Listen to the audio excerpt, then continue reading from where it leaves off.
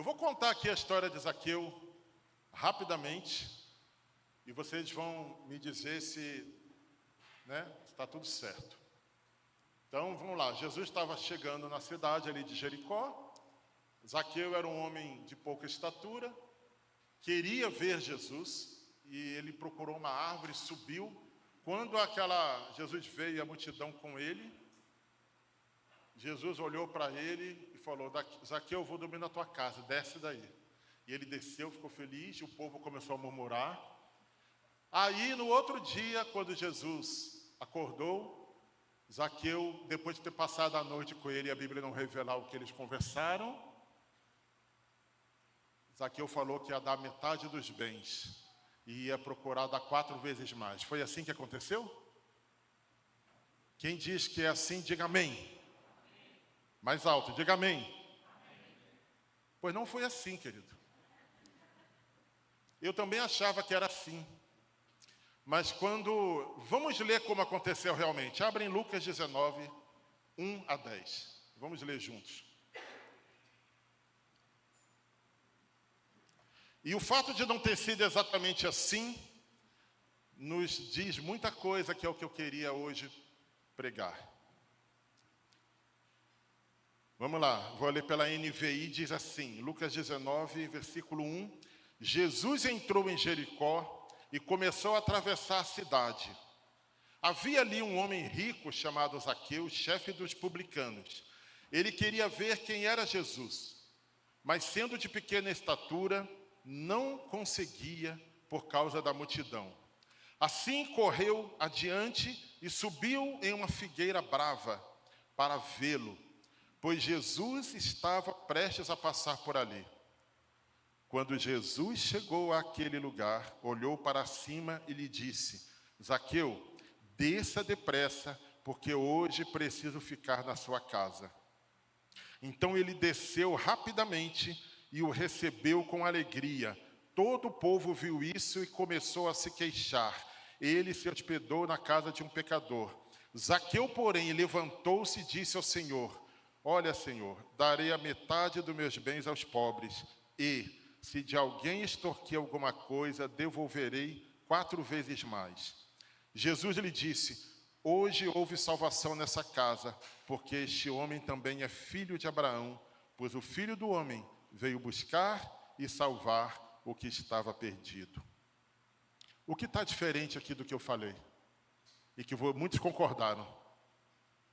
Quem poderia dizer assim? A diferença é que o texto não diz que que a decisão dele foi tomada depois de ter passado a noite com Jesus. Fala pelo contrário, fala que Jesus disse que ia dormir na casa dele, ele se alegrou e diz que ele se levantou e aí ele falou, antes mesmo que aquilo acontecesse. Eu sempre tive a impressão de que eles ficaram num bom papo a madrugada toda. Aí ele se convenceu de que tinha que fazer aquilo. Não, querido. Ele já sabia o que tinha que fazer. Ele só não fazia. Isso lembra alguém que a gente vê todo dia de manhã no espelho? Quando acorda e vai escovar os dentes? O título da palavra de hoje é Guinadas proporcionadas por Deus. O que é uma guinada? Talvez o pessoal mais novo não sabe, né? Assim, é uma palavra que não se usa no dia a dia. Mas a gente falava muito assim, nossa, minha vida deu uma guinada de 180 graus. Né? Uma guinada é uma mudança de rumo.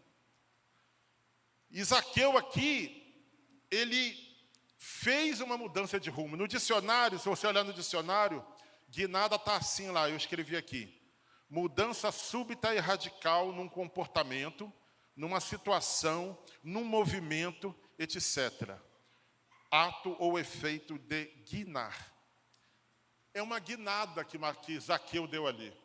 Porque a vida dele era uma vida completamente fora daquilo que Deus tinha para ele. Ele era um homem rico, que roubava, que trapaceava. Mas dá a entender o texto que aquilo incomodava ele.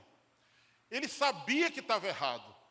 Ele sabia que não estava certo o que ele fazia. E mais ainda, ele sabia o que tinha que fazer para consertar a sua vida. Mas ele não fazia. Por que ele não fazia?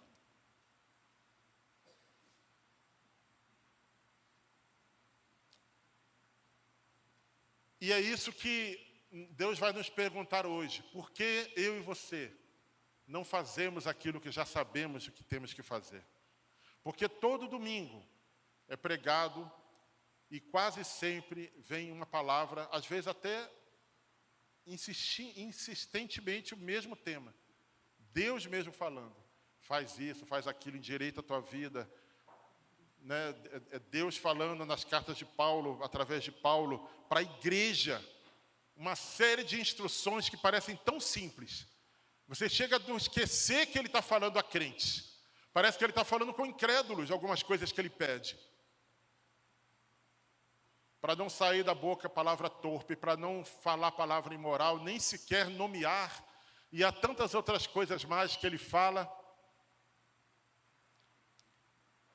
Fala de pecados que estão ali, que não nos dominam mais, nos lembra que o pecado não nos domina mais. Por que ele está falando isso para crente? Porque muitos ainda estão presos em cadeias, apesar de livres institucionalmente, ou vamos dizer assim, livres em termos legais, está livre, mas ainda se mantém preso.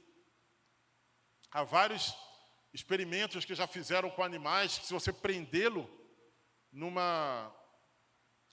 Teve um experimento que fizeram até com moscas, parece que eles deixaram uma geração de moscas morrer, mas ensinaram ela que não podia passar de um certo lugar, uma certa altura, botava uma tampa.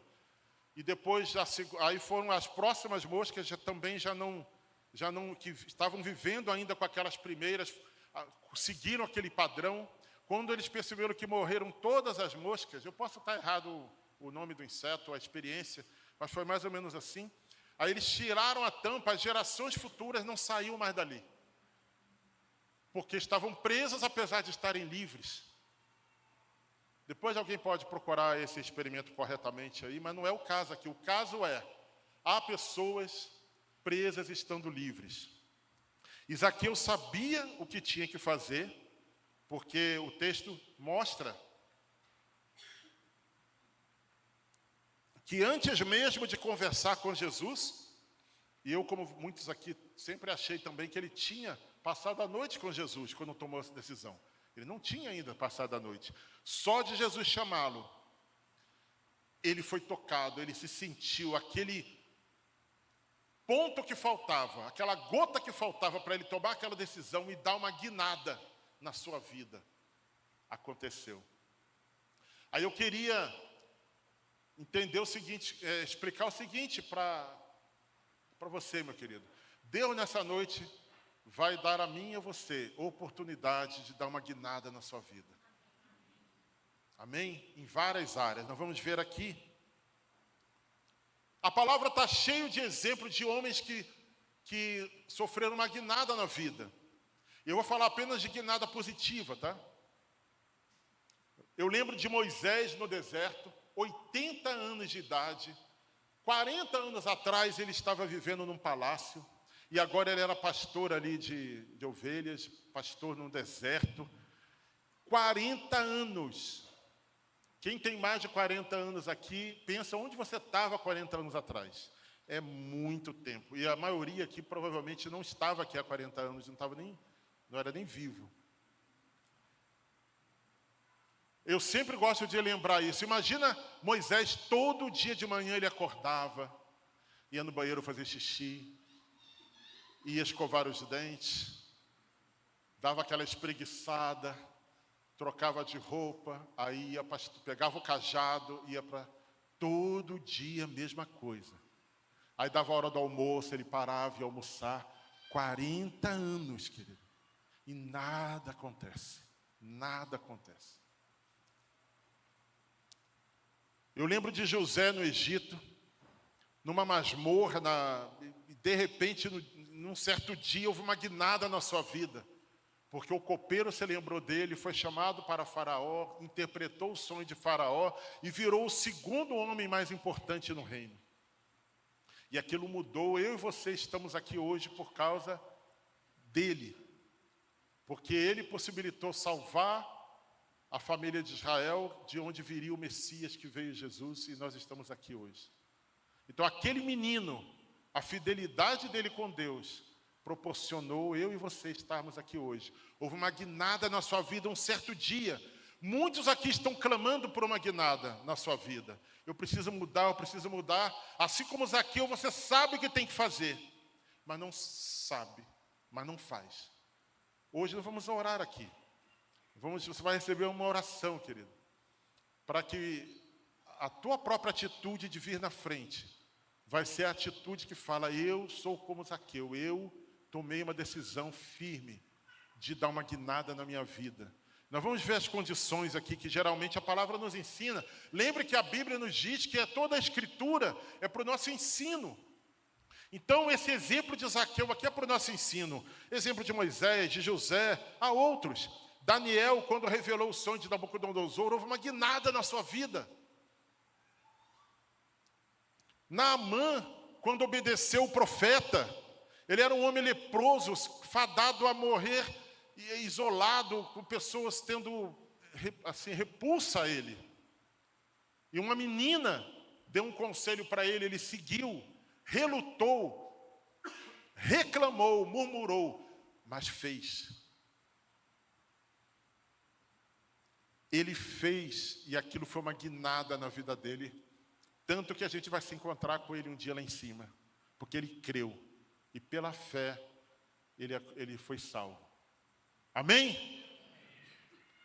Os discípulos de Jesus, querido, ali pescando como que não quer nada, um dia passa um homem perto dele, um rabino, e fala: vem e me segue. Eles largaram as redes para trás, foram e seguiram aquele homem. Houve uma guinada, a vida deles nunca mais foi a mesma.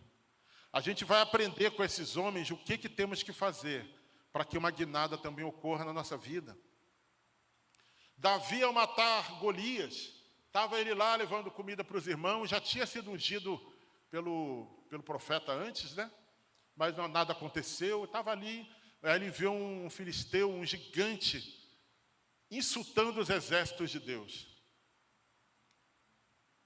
E ele se indignou, tomou uma atitude, e houve uma guinada na sua vida. Amém? Passou a frequentar o palácio e mais tarde ele mesmo foi o rei. O Senhor Jesus aos 30 anos, imagina o Senhor igualzinho Moisés. Estava lá de carpinteiro, trabalhando, né? Atualmente há o entendimento que ele não mexia com madeira, ele mexia com construção. Cadê o Renan? Cadê o Renan aí? Aí lá. Mesma profissão de Jesus. Construtor. Quem é pedreiro aqui? Levanta a mão bem alta. Está mais próximo de pedreiro do que de mexer com madeira. Ele era um construtor que, né, envolvia coisas de construção. Assim muitos interpretam atualmente. Mas independentemente disso, ele tinha um emprego. E ele se levantava todo dia de manhã, ia fazer xixi, ia escovar os dentes, ia espreguiçar na frente do espelho, ia olhar se tinha espinha para espremer, olhar se tinha remela para tirar. Aí eu colocava a roupa, pegava as ferramentas e ia para o trabalho. Discutia preços com os clientes. Como é que você pode pagar? Dá para dar um cheque aí para o dia 30? Não. Jesus discutia preços com aqueles. Foram 30 anos ele vivendo como uma pessoa normal. Aos 30 anos ele se levanta, ele já sabia o que tinha que fazer. E os 30 anos é algo marcante, porque é a idade de maturidade na cultura judaica, em que os rabinos começavam o seu ofício. Então, por isso que é 30 anos. E ele começou ali, aquilo foi uma guinada na sua vida e na vida de todos nós aqui. Amém? O Senhor Jesus também, ao ressuscitar, foi uma guinada na vida dele. Eu diria uma guinada na morte dele, né, que ele ressuscitou. E nós mesmos aqui, o dia que nos convertemos, aqueles que já receberam Jesus como Salvador e decidiram segui-lo, Uma coisa que aconteceu de comum com esses homens é que eles reconheceram que Deus estava naquilo. Zaqueu reconheceu que Jesus estava no caminho dele, que ia passar ali. José reconheceu a Deus durante toda a sua vida, nos sonhos. Ele falava, como poderia eu pecar contra Deus quando ele fugiu da mulher de Potifar? Você vê, Moisés reconheceu Deus quando o chamou de dentro da sarça ardente. Todos aqueles casos, Naamã, ele teve que reconhecer a força, mas reconheceu que o profeta falava em nome de Deus. Davi e todos os outros. Provérbios 3, de 5 a 6, você não precisa abrir, eu vou ler. Diz, confie no Senhor de todo o seu coração e não se apoie em seu próprio entendimento. Reconheça o Senhor em todos os seus caminhos e Ele endireitará as suas veredas. Esse é um segredo. Você quer endireitar a sua vereda, querido? Às vezes endireitar a vereda, dá a impressão que pega um caminho torto e estica aquele caminho, né? Mas às vezes é tomar a vereda correta. Você está vindo para cá, dá uma guinada. A guinada não precisa ser de 180 graus. Pode ser de menos. Mas você está aqui, passa a vir para cá, dá uma guinada na sua vida. Então, quando você reconhece o Senhor, que é Ele que está agindo, é Ele que está chamando, é Ele que está passando, é Ele que colocou esse desafio na sua frente, foi Ele que colocou aquela oportunidade. Quando você reconhece, é uma oportunidade de Ele endireitar as nossas veredas.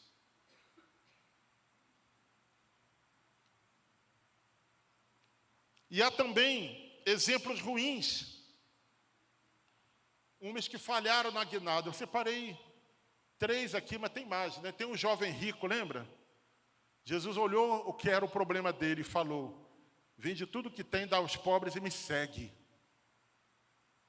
Aquele rapaz teria sido, talvez o nome dele tivesse sido citado, talvez ele tivesse escrito epístolas mais tarde. Mas ele perdeu a oportunidade de dar uma guinada na sua vida. E agora? E se você lembrar da sua vida agora, nossa, aquela vez lá eu perdi a oportunidade também. Fiz igual o jovem rico. Não estou falando que você deva vender tudo que tem, dar aos pobres e tudo mais. Eu estou falando que cada um recebe, às vezes, um desafio de Deus. E você e eu podemos ter dito não alguma vez. Acabou? Não, querido, eu lembro de Jonas que disse não e Deus foi atrás dele. Deus precisava de Jonas? Ele podia ter chamado qualquer outro profeta. Estava cheio de homens que ele poderia desafiar. Mas ele insistiu com Jonas. O fez ser engolido por um peixe. O fez naufragar. Foi atrás, até que dobrou, né? Que domou aquele cavalo bravo, né? Por que Deus fez isso? Um dia eu pergunto para ele e a gente conversa lá no céu, mas eu não entendo também. Ele foi atrás. Então, é uma boa notícia. Se você perdeu alguma oportunidade, hoje Deus está indo atrás de você. E não vai ser preciso ser engolido por um peixe. Eu lembro também do segundo ladrão na cruz. Meu Deus do céu. O primeiro deu uma guinada nos poucos minutos de vida que ainda tinha pela frente. O segundo negou aquilo, não quis saber, insultou Jesus, zombou dele e perdeu uma oportunidade de reconhecer o Filho de Deus na sua frente. Reconhecer que era Deus ali. Muito triste. E Judas Iscariotes, que até pegou o caminho correto, teve a guinada dele, aceitou o chamado de Jesus para segui-lo e se perdeu no caminho. Mas esse é um outro tema que a gente pode se perder depois de endireitar a vereda. Mas não vou falar sobre isso. Nós aprendemos com todos os exemplos acima, querido, que as nossas chances de entrarmos em uma guinada, elas são maiores quando os seguintes pontos acontecem. Primeiro, ouvimos o chamado e respondemos. Isso aconteceu com vários desses homens que eu mencionei que deram a guinada. Reconhecemos o Senhor no caminho, ou o Senhor chamando. Decidimos aceitar os desafios, como Davi aceitou o desafio de enfrentar Golias, e por aí outros casos. temos esperança, eu vou falar desse ponto em destaque daqui a pouco, e vemos oportunidades de guinada na nossa frente e nos atiramos nelas. O ter esperança é importante, porque quando eu relatei aqui em cima, Moisés no deserto, com 80 anos, ele já não tinha esperança muita mais. Ele sentia que tinha um chamado de libertar o povo, tentou fazer na força própria, 40 anos antes, se deu mal. Acho que ele já tinha perdido a esperança. Mas Deus reacendeu a esperança dele. José, a gente percebe que ele nunca perdeu a esperança. Ele sabia, de alguma maneira, tinha um sonho que Deus tinha dado a ele. Ele manteve a esperança, fica mais fácil. Ele aguentou mais coisas do que Moisés aguentou. Moisés aguentou 40 anos no deserto, mas aguentou podendo dormir na sua cama, comer da comida da sua família ali, da sogra, provavelmente. A sua comida que ele mesmo caçava ali, as suas ovelhas e tudo mais. Mas José, ele aguentou mais porque ele tinha esperança. Deus permitiu que ele passasse até mais dificuldade. Eu lembro, os discípulos de Jesus, eles nem tinham que ter esperança, mas eles aceitaram o desafio de Jesus ali. Mas a esperança é um componente que facilita muito.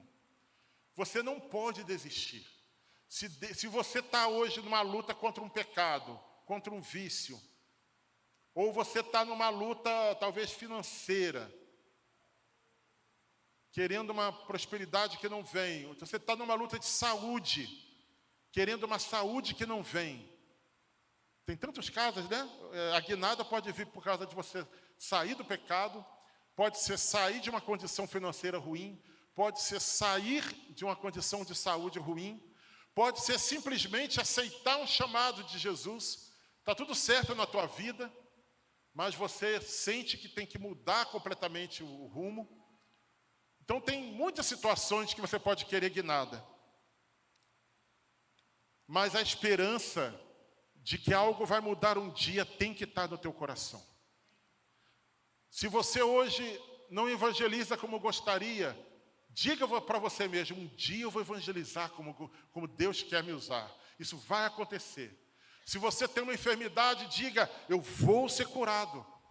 Aquela mulher que tocou nas vestes de Jesus, ela dizia do seu coração, se eu ao menos tocar nas suas vestes, serei curada.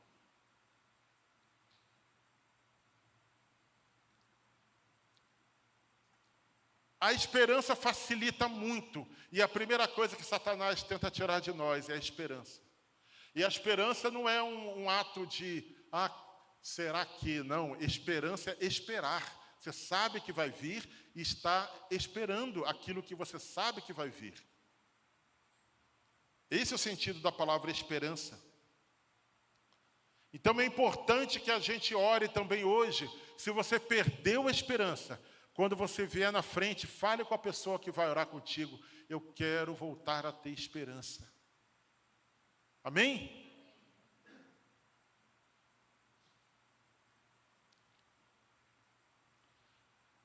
Voltando, novamente, vou repetir. É muito mais fácil quando ouvimos o chamado e respondemos, reconhecemos o Senhor no caminho, decidimos aceitar os desafios que aparecem, temos esperança, vemos a oportunidade de guinada e nos atiramos nela. Nós vemos assim, igual Davi viu um gigante lá, todo mundo viu um gigante, ele viu, opa, a oportunidade, eu já matei urso, já matei leão, esse é mais um.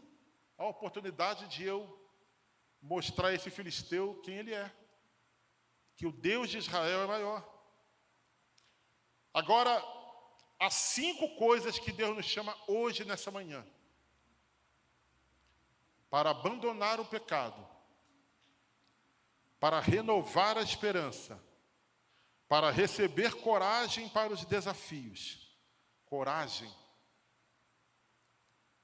para reconhecê-lo no caminho e para responder ao chamado que ele já tem feito. Lembre, nós lemos lá no começo, Zaqueu, ele não precisou passar a noite com Jesus para dizer que ia vender tudo que tinha, dar metade aos pobres, que na verdade ele ia vender metade, dar aos pobres, e restituir 4 vezes mais. Ele já sabia de antemão. Aquilo não foi uma revelação na hora que ele recebeu. Ele já sabia o que tem que fazer. E você e eu sabemos o que temos que fazer. Na maioria das vezes. Sabemos exatamente o que tem que fazer, mas não fazemos. Eu queria dizer uma coisa para você, querido. Zaqueu tomou aquela decisão, não tomou? Sim ou não? Você acha que no dia seguinte já estava tudo feito? Sim ou não? Não. Ele teve no outro dia que chegar, chamar os contadores dele e falar, olha, põe para vender aí. Ele teve que dar preço às propriedades dele. Faz uma avaliação para mim de quanto vale. Aí alguém demorou, foi lá, fez a avaliação.